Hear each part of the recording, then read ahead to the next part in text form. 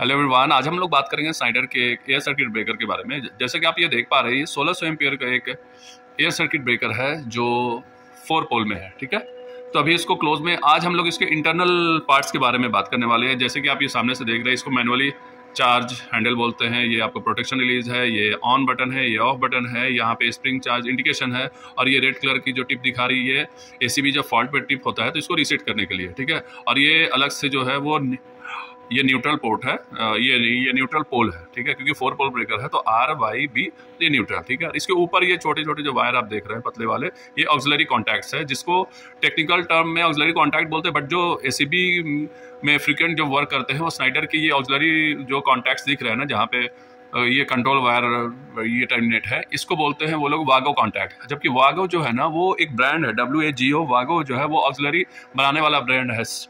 ये same like जो हमारा मेगर है, मेगर अक्सर लोग इंसुलेशन टेस्टर को मेगर बोलते हैं, जबकि मेगर एक ब्रांड है। ठीक है ना, तो चलिए इसके इंटरनल पार्ट्स की तरफ हम चलते हैं। तो इंटरनल पार्ट्स की तरफ जाने से पहले मैंने कुछ स्क्रूज को खोल लिया था, ताकि वन हैंड से मुझे ये मोबाइल ही पकड़ना है। चलो इसको मैं नीचे रख देता हूँ। अभी आप देख पा रहे होंगे मेरा सामने ये आपका इंटरनल व्यू है। ठीक है, एयर सर्किट ब्रेकर अंदर से इस तरह का दिखता है। ठीक है, सबसे पहले आते हैं इस पे, ये है स्प्रिंग चार्ज मोटर। ये जो लगा हुआ है ना स्टिकर जिस पे चिपका है, ये है स्प्रिंग चार्ज मोटर। ठीक है, स्प्रिंग चार्ज मोटर क्या काम करता है वो बस आप ऐसा समझ लो कि वो एसीबी को रीलोड करता है।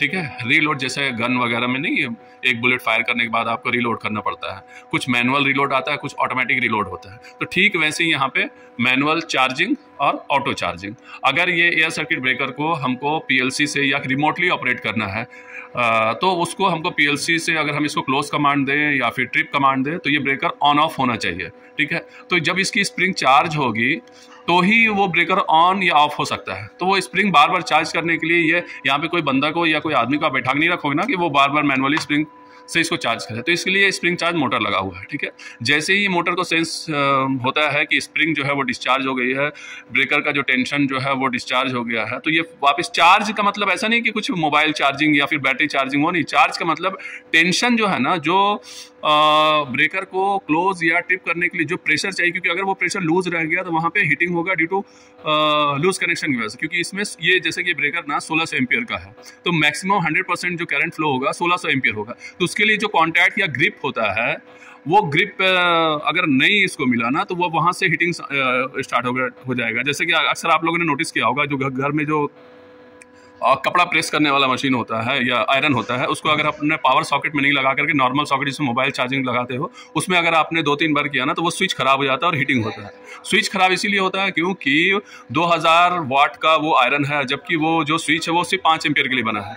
इसलिए वो कॉन्टैक्ट उसके थ्रू जो है current flow, high amount of current flow हुआ, जिसकी वजह से हीट हुआ। हीट होने की वजह से जो ऊपर की प्लास्टिक या जो स्विच की बॉडी है वो मेल्ट हुई या खराब हो गई, जिसकी वजह से वो स्विच परमानेंट खराब हो जाता है। ठीक है ना, तो एयर सर्किट ब्रेकर में उसके कॉन्टैक्ट्स को प्रॉपर ग्रिप, प्रॉपर क्लोज होना बहुत ज़रूरी है। ठीक है, तो ये देखो सिमिलर है ये कॉन्टैक्टर के। अक्सर लोग बोलते हैं कि कॉन्टैक्टर्स ये कैसे सिमिलर, वो मैं थोड़ा डिफाइन कर दूं यहाँ पे। देखो वीडियो लंबा जाएगा, लेकिन ये ना मैं वीडियो बनाता हूँ लाइफ टाइम पर्पज से। मेरे को वो शॉर्ट वगैरह में इंटरेस्ट नहीं है कि अजीज शॉर्ट बना के मैं अपने कमेंट और लाइक बढ़ाऊँ। मैं देखने भी नहीं जाता कि मेरे इस पर क्या लाइक है क्या कमेंट है। मैं चाहता हूँ कि आप वन टाइम सीखें, मतलब एक बार में आप सीख लो, वो सारी जिंदगी आपको याद रहे। ठीक है ना, तो ये कॉन्टैक्टर, ये सपोज कर लो अगर ये कॉन्टैक्टर होता तो इसमें क्या क्या चाहिए होता। कॉन्टैक्टर होता, 4 पोल कॉन्टैक्टर होता है, ऑक्सिलरी उसमें भी पॉइंट होता है, यहाँ भी पॉइंट है। सिर्फ एक जो बेसिक वर्क है किसमें, उसमें कॉइल सप्लाई होता है और इसमें कॉइल सप्लाई है, लेकिन इसमें ट्रिप कॉइल है और क्लोज कॉइल है। कॉन्टैक्टर में क्या होता है कि क्लोज कॉइल होता है, मतलब सिर्फ कॉइल होता है। जैसे आप उस कॉन्टैक्टर में कॉइल में सप्लाई देते हैं वो कॉन्टैक्टर क्लोज होता है, सप्लाई हटा देते हैं वो कॉन्टैक्टर ओपन हो जाता है। वो क्लोज के बाद सप्लाई हटाने पे ओपन, उसके अंदर स्प्रिंग टेंशन रहता है, जिसकी वजह से उसके कॉन्टैक्ट स्प्रिंग की वजह से ओपन हो जाते हैं। बट अब थोड़ा सा इमेजिन करो कि 1600 एम्पियर के लिए हमें कितना हेवी स्प्रिंग चाहिए उस कॉन्टैक्ट को हटाने के लिए। और अगर हमको वो कॉइल सप्लाई देनी है तो कॉइल क्या है, उसके अंदर जो कॉइल है वो मैग्नेट ही तो है जो कॉन्टैक्ट को बना रहा है। 1600 एम्पियर को क्लोज प्रॉपर ग्रिप के साथ करने के लिए कितना बड़ा कॉइल हमें डिजाइन करना होगा ताकि वो इतना ज्यादा मैग्नेट बनाए, ताकि वो इतना ज्यादा टेंशन क्रिएट कर पाए। मतलब इतना ज़्यादा दाब प्रेशर ले पाए, तो वो पॉसिबल नहीं था, इसीलिए हाई अमाउंट ऑफ करंट के लिए एयर सर्किट ब्रेकर आया। इसमें क्या है, इसमें जो कॉयल रहता था कॉन्टैक्टर का, वो कॉयल की जगह पे स्प्रिंग रहा। स्प्रिंग क्या है कि वो जैसे हम उसको ट्रिगर करते हैं वो स्प्रिंग जाकर के पूरी प्रेशर से दोनों कॉन्टैक्ट को आपस में चिपकाए रखता है। जैसे ही हमने दूसरा कॉयल को, ट्रिप कॉयल को सप्लाई दिया या शंट कॉयल को दिया, वो इतना प्रेशर से ओपन कर दिया, बस ये ओपन क्लोज होता है। तो ये टॉगल स्विच जैसे घर में होता था ना फैन ऑन ऑफ करने का, बस वैसे ही एक बड़ा रूप है यार। सिंपल सा फंडा ये है। कोई भी चीज़ देखो, अगर आपको बड़ा सीखना है ना तो उसका बेसिक फंक्शन में जाओ कि वो छोटे में कैसा दिखता है। अगर आपको ट्रांजिस्टर सीखना है तो आप डायोड के बारे में पढ़ो, क्योंकि ग्रुप ऑफ डायोड ही तो ट्रांजिस्टर बना, फिर मॉसफेट, एचसीआर जो भी आगे है ना, पहले आप डायोड को क्लियर करो। ओके, ये टॉपिक अलग जा रहा है, लेकिन चलो कोई नहीं। तो ठीक है, ये स्प्रिंग चार्ज मोटर हो गया, ये मैनुअल हैंडल है, ये मेन मैकेनिज्म। देखो इसमें 2 मैकेनिज्म आता है। अगर कल को इंटरव्यू में पूछा जाता है कि एसीबी के क्या क्या पार्ट्स होते हैं, तो आपको बोलना है spring charge motor, main mechanism और ये बेस मैकेनिज्म। बेस मैकेनिज्म जिसपे एसीबी रैक इन रैक आउट होता है, ठीक है। मेन मैकेनिज्म जिसपे एसीबी क्लोज ओपन होता है, ठीक है। तो मेन मैकेनिज्म क्लोज ओपन और बेस मैकेनिज्म होता है रैक इन रैक आउट जो होता है। रैक इन रैक आउट मतलब अंदर बाहर, जैसे एसीबी अभी उनमें रैक आउट रखा हुआ है। रैक आउट मतलब डिस्कनेक्ट है ये सप्लाई से, ठीक है ना। तो ये हो गया मेन मैकेनिज्म। उसके बगल में आप देख रहे हैं प्रोटेक्शन रिलीज कहलाता है, जो एसीबी में जैसे कि पिछली वीडियो मैंने बताया था LSIG प्रोटेक्शन है, तो ये प्रोटेक्शन रिलीज है, ठीक है। अब इसमें आते हैं कॉयल पे, जो सबसे ज़्यादा पूछे जाते हैं कि एसीबी में कितने कॉयल होते हैं। तो चलिए थोड़ा पास आ जाते हैं। एसीबी में देखो मेनली 3 कॉयल, मतलब 3+1 आप ऐसे बोल दो या 3 कॉयल बोल दो। जैसे कि आप ये देख पा रहे हैं, यहाँ पे 2 कॉयल लगी है, यहाँ पे एक और ये देख रहे हो आप, ये देखो ये होल है अंडर वोल्टेज कॉयल के लिए। इससे एसीबी में अंडर वोल्टेज कॉयल की रिक्वायर्ड नहीं थी, इसीलिए यहाँ से जस्ट होल्ड डाउन। हाँ, कहाँ था, हाँ, तो ये कॉयल है। तो अभी आप देखो ये कॉयल कौन कौन सी है। पहली कॉयल है ये, जो इसको बोलते हैं क्लोज कॉयल, ठीक है। ये हो गया क्लोज कॉयल। इसके ठीक पीछे है, ये है ट्रिप कॉयल या शंट कॉयल या ऑफ कॉयल। इसके ये साइड में आता है जो, वो होता है अंडर वोल्टेज कॉयल, ठीक है। Close coil, trip coil, under voltage coil. यहाँ पे अंडर वोल्टेज कॉयल ये रिक्वायर्ड नहीं है, इसलिए यहाँ पे इसको लगाया नहीं गया। तो हाँ, इस पे मैं था, इसको बोलते हैं क्लोज कॉयल, ठीक है। ये देखो ये है क्लोज कॉयल, क्लोज कॉयल, उसके पीछे ट्रिप कॉयल, और ये साइड में जो होल है यहाँ पे अंडर वोल्टेज कॉयल आता है, बट ये इसमें ब्रेकर में रिक्वायर्ड नहीं था, इसीलिए लगा नहीं है, ठीक है।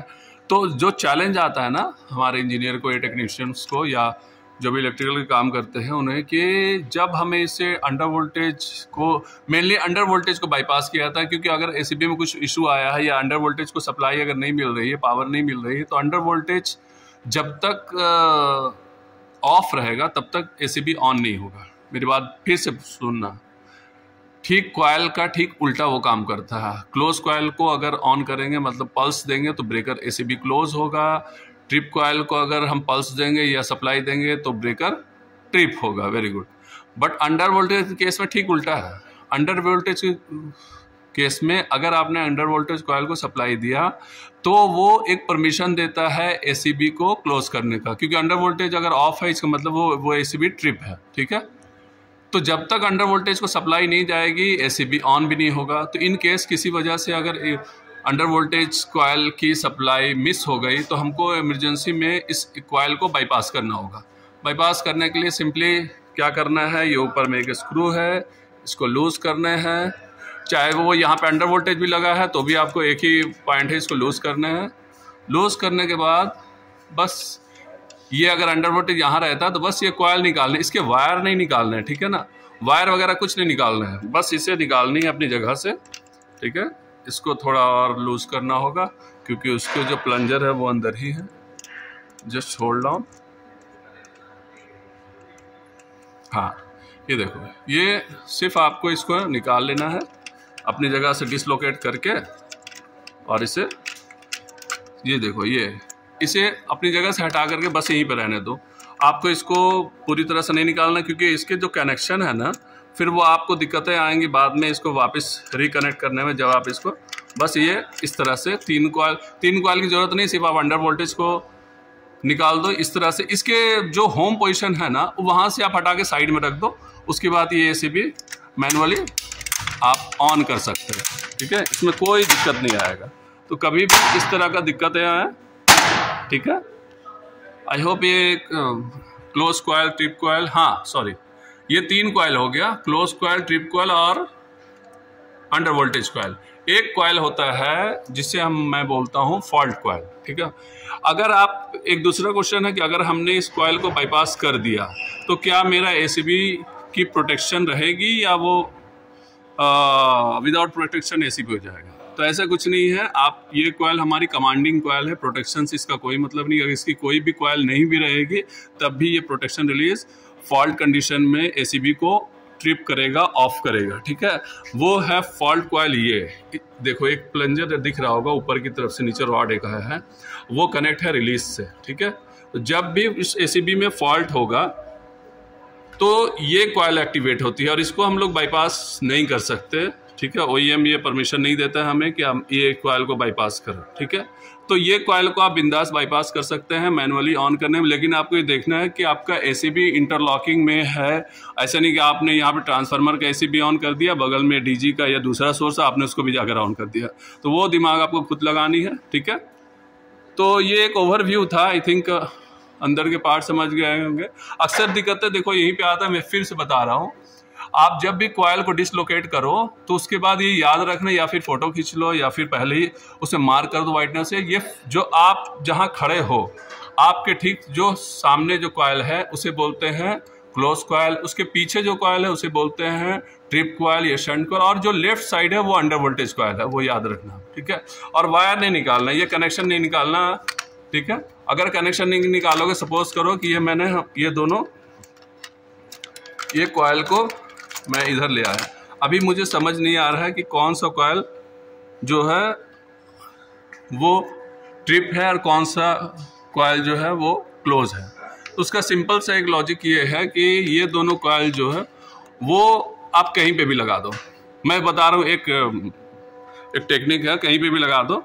उसके बाद आप टीएनसी स्विच से ब्रेकर को टेस्ट पोजीशन में डालो, मेन पावर से कनेक्ट नहीं करना, टेस्ट पोजीशन से डालो। टेस्ट पोजीशन में क्या होगा कि सिर्फ कॉइल को सप्लाई आएगी, एसीबी ऑन ऑफ भी होता है तो पावर इधर से उधर नहीं जाएगी, ठीक है। टेस्ट पोजीशन अभी मैं दिखा दूंगा। टेस्ट पोजीशन का मतलब है कि जो मेन पावर की बस बार है वो बस बार से, मतलब इनपुट बस बार आउटपुट बस बार से कनेक्ट नहीं होगी, सिर्फ ऑक्सिलरी सप्लाई कनेक्ट होगी। एसीबी ऑन ऑफ, इसके फंक्शन आप देख सकते हो। नो लोड, जैसा आप समझ लो कि नो लोड पे, ठीक है। एसीबी तो आपके कंट्रोल से ये सर्किट में आ जाएगा, पर पावर सर्किट में नहीं आएगा, वो यहाँ से होगा। अभी मैं दिखाऊंगा आपको। ये देखो ऑक्सिलरी है ना, तो सारी कॉइल का कनेक्शन, जो क्लोज कॉइल, ट्रिप कॉइल, जो भी अंदर लगे हुए हैं, और ये आप ध्यान से देख रहे होगे यहाँ से कोई कनेक्शन नहीं है ये, क्योंकि ये एसीबी पूरी तरह से आउट है, बाहर है, ठीक है। तो ये फिर आखिर कनेक्ट कैसे होता है वो मैं एक बार रैक इन रैक आउट करके आपको दिखाऊंगा अभी। तो ये सारे जो क्लोज कॉइल के देखो, ये सप्लाई यही आती है, क्लोज कॉइल है, इसके बगल में ये ट्रिप कॉइल का है, इधर ये अंडर वोल्टेज है, ये सारे कनेक्शन है। जैसे ही एसीबी को हमने टेस्ट पोजीशन में डाला, ऊपर से एक पिन आकर के इससे यहाँ जो है ना, ये सारे से कनेक्ट हो जाएगी, ठीक है। तो चलो एक बार इसको रैक इन करके देखते हैं। और एक इंटरलॉकिंग, एक प्रोटेक्शन मैं आपको दिखाता हूं यहाँ पे।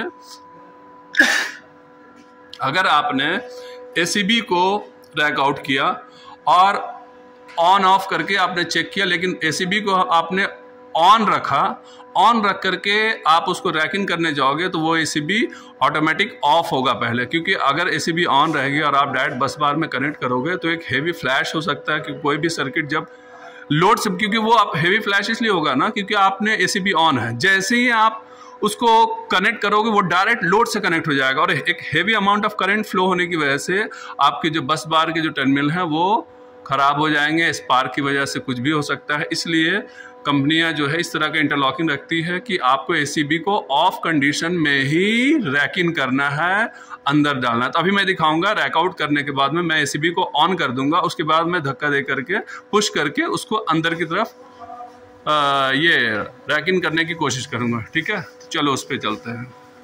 तो अभी हमने इसके एसीबी का जो कवर है उसको लगा दिया है। अभी हम इस पे दो चीज़ें देखेंगे। एक तो ये ऑक्सिलरी से कैसे एसीबी कनेक्ट हो रहा है, दूसरा मैं एसीबी को ऑन कंडीशन में रैक इन करने की कोशिश करूँगा, ठीक है। तो चलो फर्स्ट में हम इसके वो सबसे पहले तो हम इसका स्प्रिंग चार्ज कर लेते हैं, क्योंकि ये देखो ये स्प्रिंग चार्ज जो है वो डिस्चार्ज है, ये तो ऑन कंडीशन, ये ब्रेकर का एसीबी ऑन ऑफ का है और ये डिस्चार्ज है, ठीक है। तो अभी मैं इसको ऑन करता हूँ, एसीबी को चार्ज करता हूँ, सॉरी एसीबी को ऑन नहीं कर रहा है, एसीबी का स्प्रिंग बस चार्ज कर रहा है, क्योंकि ये आइसोलेट है तो इसका जो स्प्रिंग चार्ज मोटर है वो काम नहीं करेगा अभी, क्योंकि हमने सर्किट से इसको आउट रखा है। तो मुझे मैनुअल स्प्रिंग चार्ज करना होगा।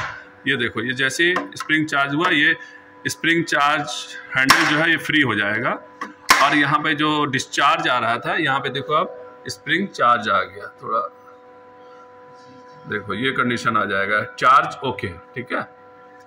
तो अब तो मेरा एसीबी रेडी है ऑन के लिए। पहले मैं इसको ऑन कर देता हूँ, ठीक है।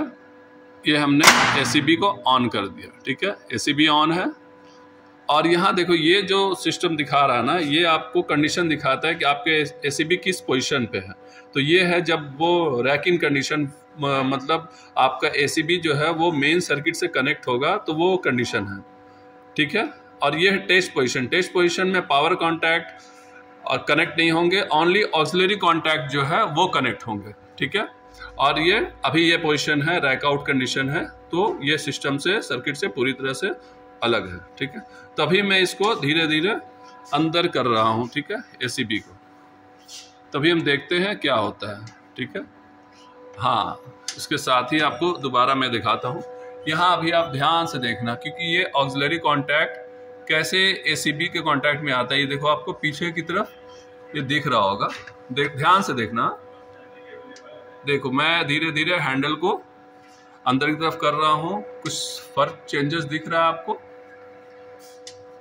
कुछ नीचे की तरफ आ रहा है। यही पोजीशन है टेस्ट का। देखो, अभी ये टेस्ट कंडीशन पे जा रहा है, लेकिन याद रहे एसीबी चार्ज भी है, ठीक है। तो जैसे ही इसके इंटरलॉकिंग को ये पता चलेगा कि एसीबी चार्ज कंडीशन में रैकिंग हो रहा है, तो वो इमीडिएट एसीबी को ऑफ कर देगा, ठीक है। अभी देख लो आप, ऑक्सिलरी जो है वो कॉन्टैक्ट हो गया है, ऑक्सिलरी कनेक्ट है, पर मेन जो बस बार है वो कनेक्ट नहीं हुआ है, क्योंकि एसीबी जो है अभी टेस्ट पोजिशन पे जा रहा है, ठीक है। तो अभी देखते हैं हम लोग कहाँ पे जाके एसीबी ऑफ होता है, ठीक है।